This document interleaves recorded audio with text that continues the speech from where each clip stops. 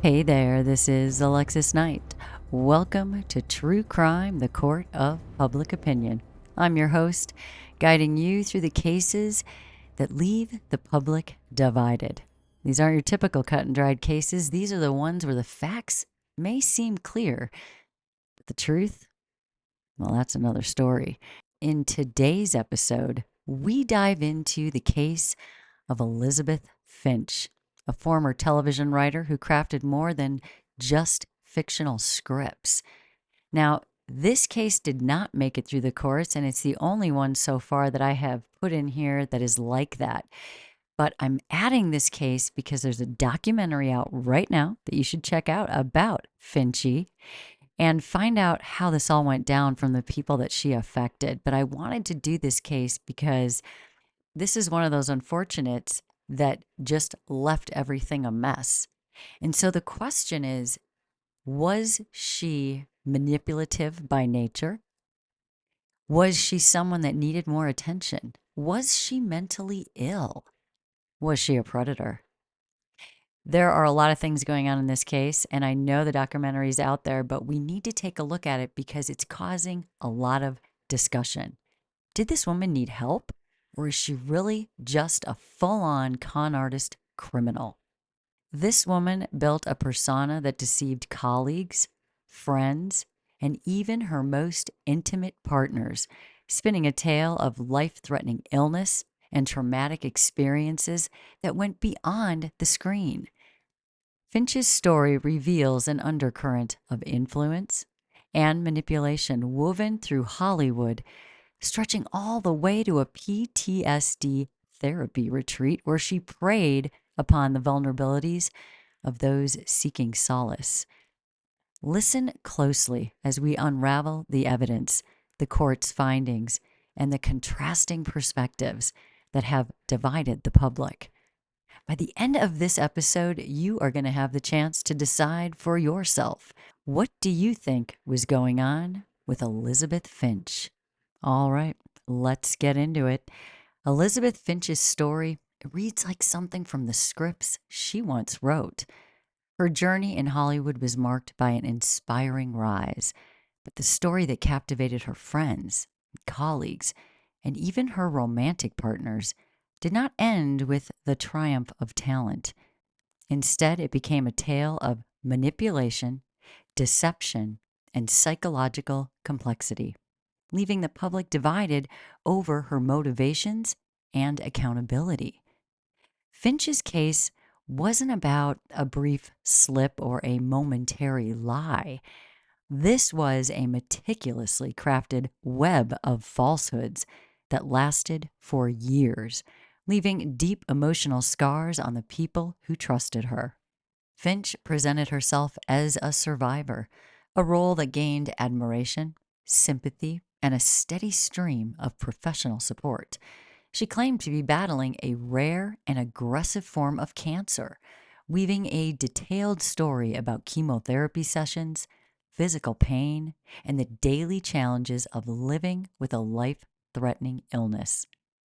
Her colleagues on Grey's Anatomy were moved by her courage. She continued to work long hours, despite what they believed was a grueling regimen of cancer treatments. In a community where emotional connections and real-life experiences often do inspire storylines, Finch's account gave her a rare edge, adding a level of authenticity to the character arcs and episodes she helped create. As the years went by, Finch expanded her personal narrative, adding new layers of trauma and survival. She shared stories of abuse, portraying herself as someone who had endured unimaginable hardship. The people around her saw not just a talented writer. They saw her as a friend and a confidant who could truly empathize with suffering. She was, in their eyes, a resilient figure, someone who could turn her pain into something meaningful on screen. But what drove Finch to craft such an elaborate story, taking her deception to levels that seemed not only extreme, but disturbing? For years, she maintained her false identity as a survivor, fully immersing herself in the role. She would recall specific details about her treatments and describe the emotional toll of her experiences, evoking the sympathy and admiration of everyone she encountered. It wasn't simply that Finch told a lie. She built a character that took over her real life, and in doing so, she convinced others to invest their emotions, their time, and even their professional energy into a version of herself that did not exist. Psychologists might point to conditions like narcissistic personality disorder or Munchausen syndrome, mental health disorders where individuals lie or exaggerate illness to gain sympathy and attention. But Finch's case seems to go beyond this. Her deceptions weren't just fleeting. They were deeply rooted, sustained over years with a consistency and level of detail that implies more than momentary impulse. Finch seemed to understand exactly how to manipulate those around her in order to achieve her ends. Was it the need for control, or was it a desire to be seen as extraordinary, to occupy a position of respect and admiration that might otherwise have been unattainable? One incident that highlights the depth of Finch's manipulation involved her attending a PTSD therapy retreat. Here, among people who were grappling with real trauma, Finch continued to tell her fabricated stories. She shared accounts of surviving abuse and coping with the lasting effects of her illness. The people around her at the retreat weren't just strangers. They were individuals who had suffered and were seeking healing. Finch embedded herself in their lives, gaining their trust and evoking their sympathy. Some even saw her as a kindred spirit, someone who understood the depths of trauma in a way few others could.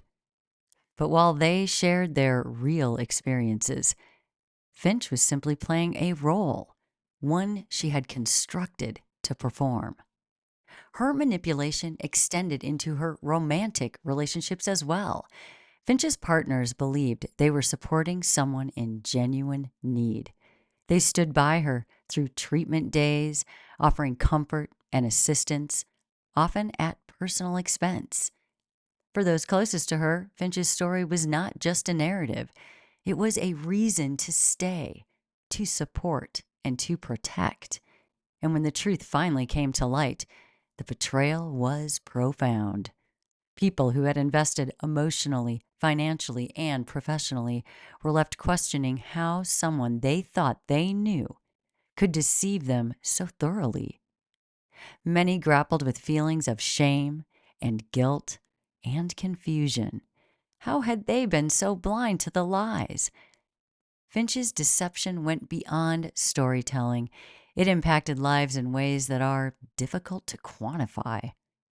The extent of her deception leads to a critical question and why it's here on this podcast.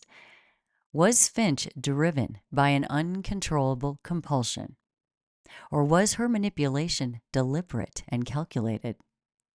While some argue that her actions indicate a psychological disorder, others see her as someone who knew exactly what she was doing, exploiting the empathy of those around her for personal gain. Finch's case raises complex issues about responsibility and mental health. If she were suffering from a disorder, does that excuse the harm she caused? Or does it simply add another layer to her manipulative behavior? And if she acted with full awareness, what does that say about the limits of trust and empathy in our closest relationships? The public remains divided on these questions. Finch's story taps into the discomfort we feel about manipulation and trust, especially when someone uses their struggles as a shield against scrutiny. People wanted to believe her, and she knew exactly how to use their compassion to her advantage. Her case highlights the darker side of sympathy, the way it can be weaponized by someone who understands its power.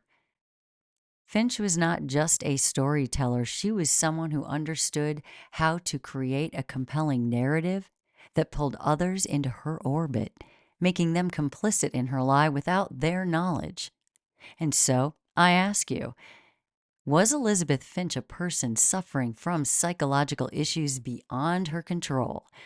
Or was she a master manipulator, someone who understood the impact of her deception and used it to elevate herself in a competitive industry? Here in True Crime, the Court of Public Opinion, we are going to dive into this case that challenges our understanding of empathy, manipulation, and responsibility. And by the end of this episode, you're going to have the chance to decide for yourself whether Finch's actions can be attributed to a troubled mind or a deliberate choice to deceive those around her. Elizabeth Finch's path to notoriety in Hollywood, it wasn't just about her skill as a writer. It was the layers of personal tragedy she claimed to have endured, woven tightly into the professional and social circles she occupied. From her position on Grey's Anatomy, she had the perfect platform to share her survivor story, one that painted her as a resilient figure overcoming cancer and abuse and heartbreak. Finch's stories quickly turned her into someone many saw as more than just a writer. She became a source of inspiration and strength. She was admired for her supposed perseverance. The facade she maintained was impressive in its intricacy. Finch claimed she had been diagnosed with a rare form of cancer, one that required ongoing treatment. Her colleagues, moved by her bravery, began adjusting their lives around what they thought was a close friend's battle with her health. On particularly challenging days, team members would cover her responsibilities, or they would take on extra work, believing they were helping someone truly in need. Finch even went so far as to claim that her chemotherapy sessions were so draining that they left her struggling to keep up. Yet despite her condition, she continued working like a hero, adding to her reputation as a dedicated, hardworking survivor. What's most striking is the detail Finch put into her fabrications. She would talk about her treatment schedule, the side effects of her medications, and the physical toll it was supposedly taking on her. Colleagues and friends, they were not only convinced, they were deeply invested in her well-being. Some would accompany her to supposed medical appointments, offering comfort and support, while others made themselves available to her at any hour, believing she was coping with unbearable pain. Finch's stories were so intricate and heartfelt that it was almost impossible for anyone to doubt her.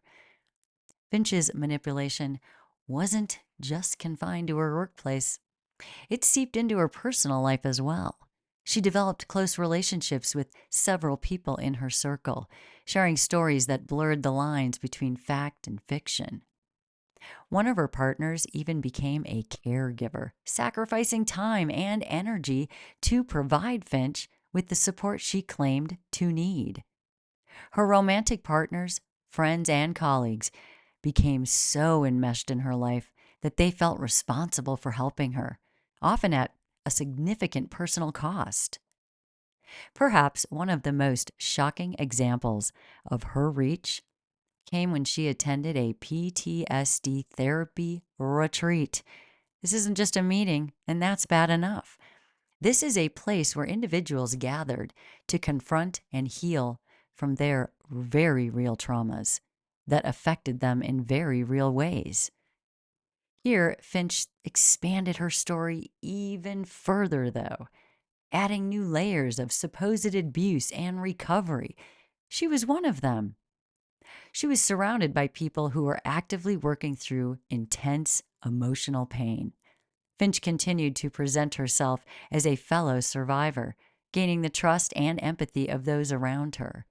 She bonded with individuals who saw her as a kindred spirit and someone who could understand the depths of trauma and resilience. Her presence in this space, pretending to be a survivor among actual survivors, demonstrates the extent of her deceit. This was not just about lying. This was about embedding herself in vulnerable communities, places where trust and emotional connection were paramount. These people were working on these things. As Finch's influence grew, so did the cracks in her story, though, because she told a lot of those details, remember?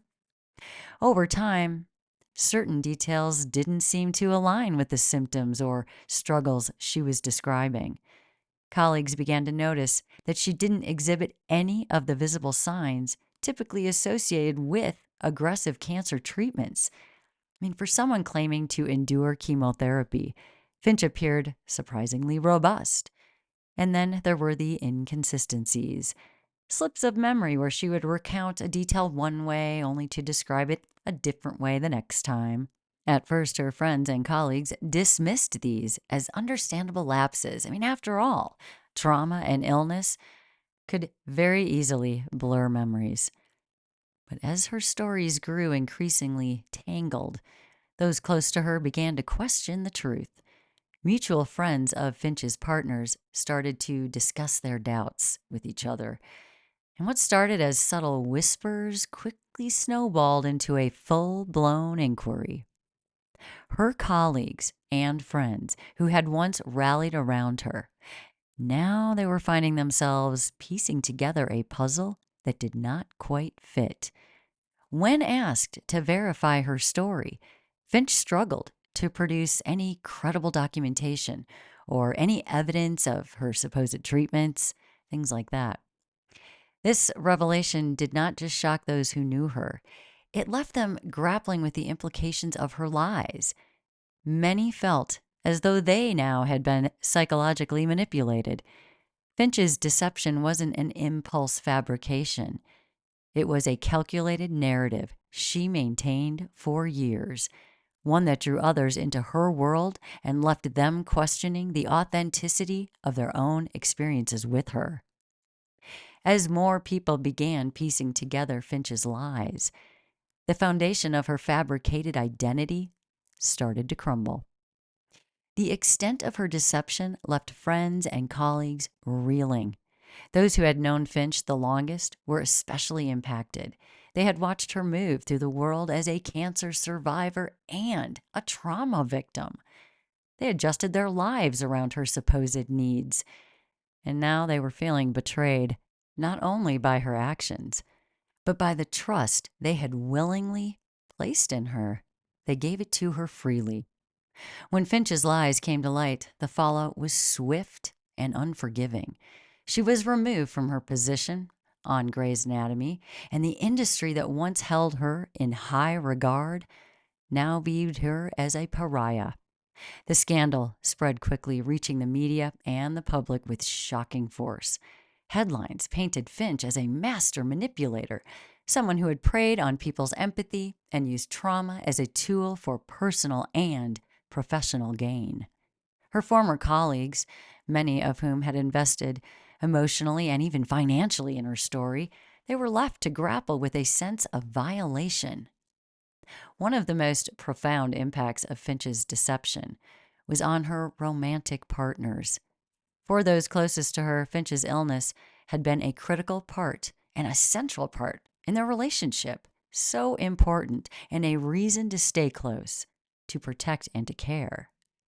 Many of these partners had made sacrifices, supporting her emotionally, financially, only to discover that the foundation of their relationship was a lie. The emotional toll was immense. They found themselves questioning not only their relationship with Finch, but their own judgment and self-worth. How could they have been so thoroughly deceived by someone they thought they knew? For some, the emotional damage went beyond betrayal, and it became a source of lasting psychological trauma. The extent of Finch's deception, it wasn't just limited to her immediate circle. Her stories had rippled out into the broader Hollywood community, where she had become something of an icon for resilience. Many who didn't know Finch personally had admired her for her courage from afar. finding inspiration in her tale of survival. Learning that her story was fabricated left these admirers disillusioned and angry. Finch's actions not only damaged personal relationships, but eroded the public's faith in survivor stories, potentially casting doubt on those who genuinely do have to live through trauma. The media response was also intense, with journalists and social commenters diving into Finch's life, analyzing her motivations and the possible psychological underpinnings of her actions. Was Finch simply a person seeking attention, or was there something more complex at play? Some pointed to her story as a symptom of a society that rewards trauma narratives, especially in Hollywood, where personal struggles are often commodified. Others argued that Finch's actions reflected a more sinister personality, someone capable of manipulating and deceiving even the closest people in her life, and doing it all without remorse. Public reactions were equally divided. Some believed that Finch might be suffering from an undiagnosed mental health condition like Munchausen syndrome, which compels individuals to feign illness for sympathy and attention. Others were less forgiving, viewing her as a calculating individual who knowingly exploited the compassion of those around her. This division sparked a heated debate, with some questioning whether Finch should face legal consequences for her actions. But for many, the real issue was one of trust. Finch's actions had forced her friends, colleagues, and the public to confront an uncomfortable truth that people we trust and admire can sometimes be deceivers. The shock and betrayal felt by those around her extended beyond her individual case. It raised questions about how people easily can be manipulated, especially by those who understand how to leverage empathy and trust. Finch had exploited this empathy to the fullest extent, using her fabricated story not only to gain sympathy, but to hold influence over others. In the end, Finch's story became a cautionary tale within Hollywood and beyond. It highlighted the power of narrative and the fine line between truth and fiction, especially in an industry where storytelling is paramount. Finch's ability to maintain her lies for so long speaks to her skill as a storyteller, but it also reflects a disturbing willingness to use that skill for harm. Her case forced people to question not only the boundaries of storytelling, but the ethical responsibilities of those who tell these stories, especially when they involve trust and goodwill of others. As the public grappled with the layers of Finch's deception, the debate continued. Was she a person in need of help or a master manipulator? Today, Elizabeth Finch's case remains a striking example of how far someone can go to control their environment and the people in it. It stands as a reminder of the complexities surrounding trust and trauma and the truth in our lives. In the case of Elizabeth Finch, the reactions were, of course, divided. On one side, people are arguing that Finch's actions were so extreme they bordered on criminal. Others were more sympathetic, and they believed she was struggling. So we're going to explore these perspectives here and examine the arguments from both sides to shed light on the motivations and the implications of Finch's deception. So let's take a look at the prosecution's perspective. It was one of calculated deception. For those who saw Finch's actions as deliberate, the evidence was clear. She had knowingly crafted a false story, maintained it for years, and used it to gain influence in her personal and professional circles.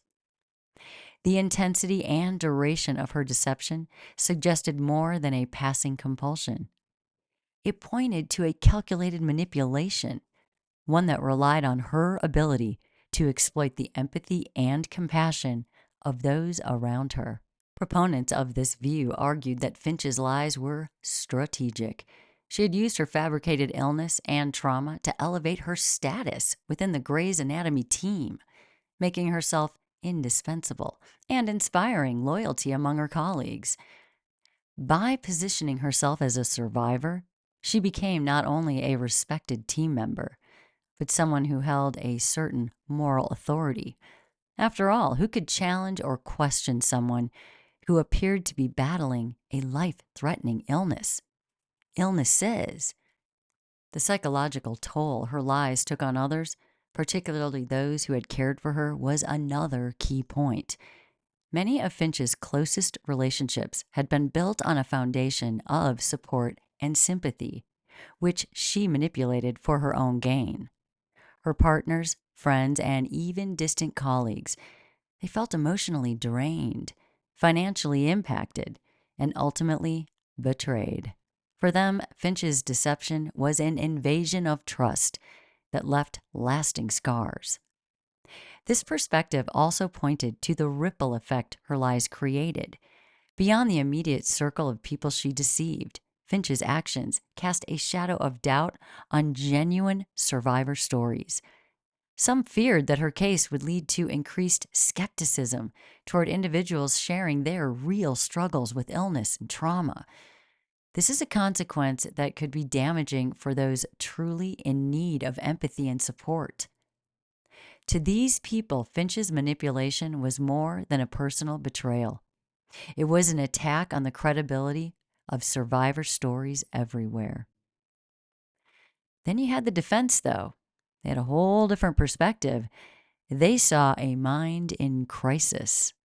Those sympathetic to Finch argued that her actions might be explained by a mental health condition rather than pure manipulation. Munchausen syndrome or similar disorders often compel individuals to fabricate or exaggerate illnesses to receive care and attention, sympathy. This argument held that Finch's actions could stem from a psychological disorder that made her believe, on some level, in the reality of her fabricated story. If Finch had indeed struggled with the disorder, they argued, her deception might not have been as intentional as it appeared. Supporters of this view suggested that Finch's compulsion to lie about her health and trauma, it could have originated from a need for validation and security.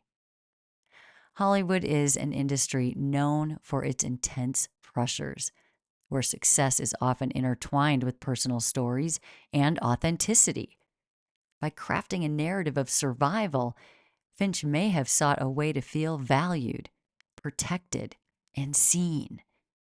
If she was driven by a need for emotional security, her behavior could reflect a more complex psychological issue rather than a desire to manipulate. The defense's perspective also questioned the ethical responsibility of the Hollywood environment. Finch's colleagues, friends, and even the media played a role in building her survivor image. They even reinforced her fabricated story without any verification. In an industry that prizes unique and inspiring stories, was Finch to some extent responding to an environment that encouraged personal struggles as part of one's public persona? This argument holds that while her actions were wrong, the culture around her may have enabled or even encouraged her to keep up this deception. Ultimately, for those who took a more compassionate view, Finch's case was a reminder of the complexities of mental health. They argued that if Finch were diagnosed with the disorder, she could benefit from treatment and support rather than condemnation. However, this perspective also raises the question of accountability. It's messy. How do we balance sympathy for mental illness with the harm caused to those around her? Both of these perspectives, whether prosecutorial or compassionate, they highlight a critical issue at the heart of Finch's story: the power of influence and the vulnerability it creates. Finch's case demonstrates how individuals in positions of emotional authority can manipulate those around them, often without facing immediate consequences. For years, Finch operated in a realm of trust, using her fabricated story to build relationships that would protect her, elevate her. This influence enabled her to create an environment where questioning her story felt almost taboo. The vulnerability of those around Finch played a significant role here in unfolding her deception. And people wanted to believe her. They wanted to support her in her supposed struggles, and in doing so, they became enablers of her story. This vulnerability is particularly potent in communities centered on empathy, like therapy groups or close-knit work teams, where trust and support are paramount. Finch's manipulation within these circles raises those uncomfortable questions about the potential for abuse in environments that prioritize emotional connection. Finch's story also shines a light on a broader societal issue: the way we consume and react to trauma narratives. Our culture has a fascination with survival stories, even often elevating individuals who have endured hardship. I mean, they did overcome something hard.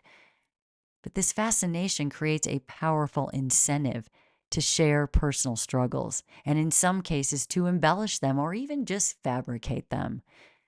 Finch's case forces us to question how much responsibility lies with the individual versus the culture that rewards these narratives. While Finch's deception is uniquely disturbing, it does reflect a cultural obsession with trauma that may have encouraged her to maintain her lies for as long as she could. Like I said, guys, this one is messy. Now, in the end, the public still remains divided on Finch's ordeal. Some view her as a manipulative individual who wielded her influence with precision, while others see her as someone suffering from a profound mental health crisis. This division reflects the challenges of understanding and judging actions that lie at the intersection of manipulation, influence, and vulnerability. Today, Elizabeth Finch's case continues to provoke debate. It challenges us to examine how far a person can go in their pursuit of control, influence, or emotional security, and to question the role of environment in shaping such actions. Was Finch a master manipulator, fully aware of her lies and their effects on others? Or was she a person whose psychological struggles led her down a destructive path, unfortunately, causing harm she may not have fully understood?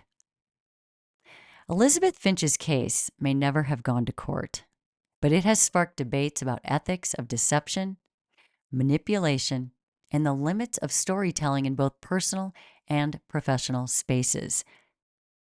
Unlike more traditional cases where a legal ruling clarifies responsibility, Finch's actions live in a gray area. Without any legal repercussions, the public has become the judge and jury here, wrestling with the tangled emotions and moral questions her story raises.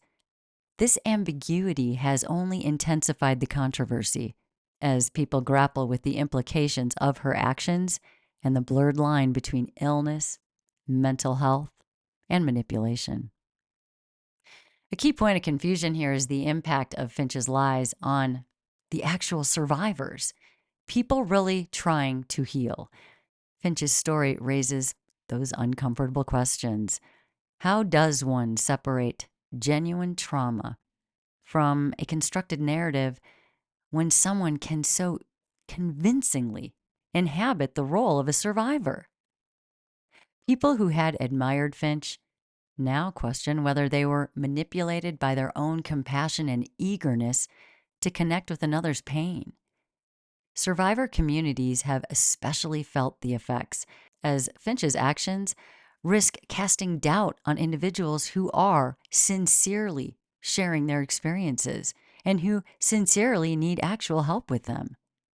The possibility that others could question the authenticity of real survivor stories because of Finch's deception has become one of the lasting harms of her actions. Adding another layer of complexity is the question of mental health and the potential influence of Hollywood's unique culture on Finch's behavior. The entertainment industry has often capitalized on narratives of resilience. We all know this. Trauma and survival, qualities that Finch carefully crafted in her own story. Some argue that Hollywood itself rewards and even glamorizes stories of personal struggle, and that leads to an environment where individuals feel encouraged or even pressured to share their most vulnerable moments in order to gain attention and status.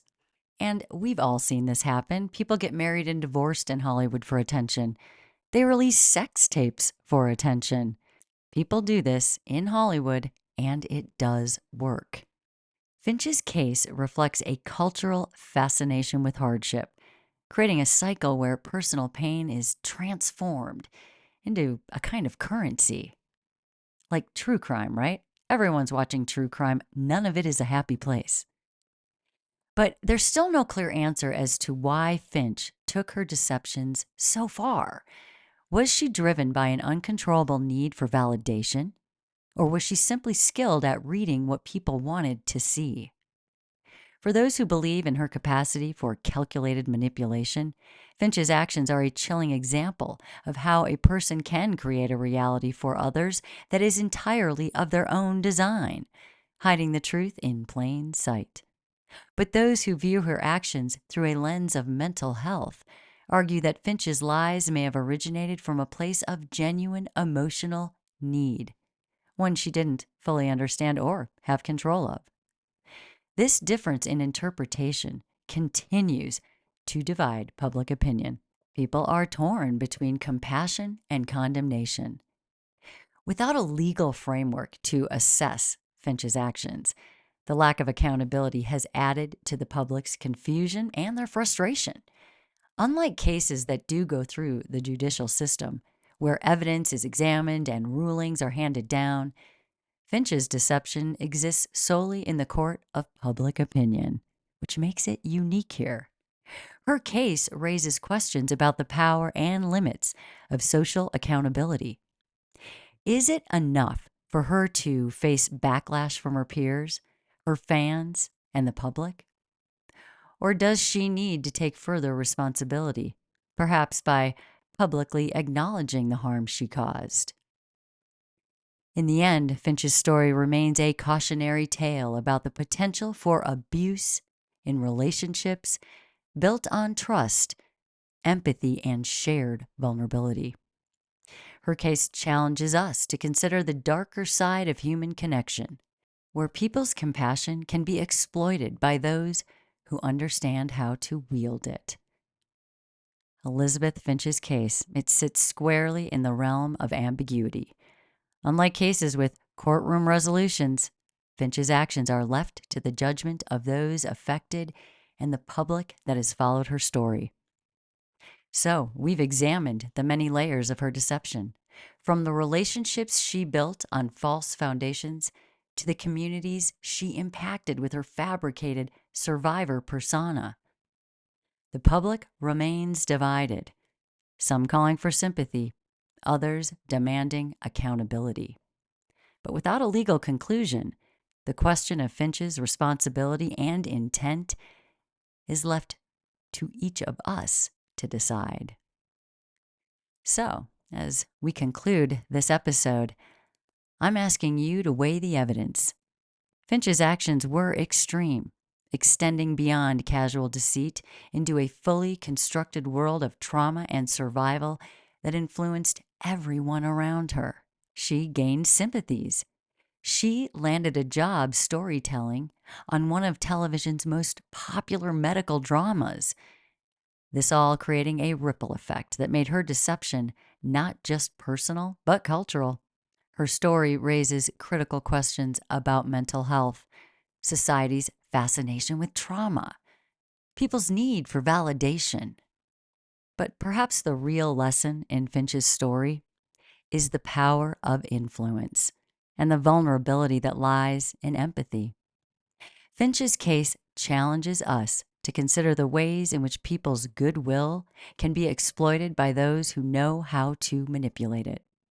Her ability to maintain her lie for so long is a reminder to us of how far some are willing to go to create the life they want to project.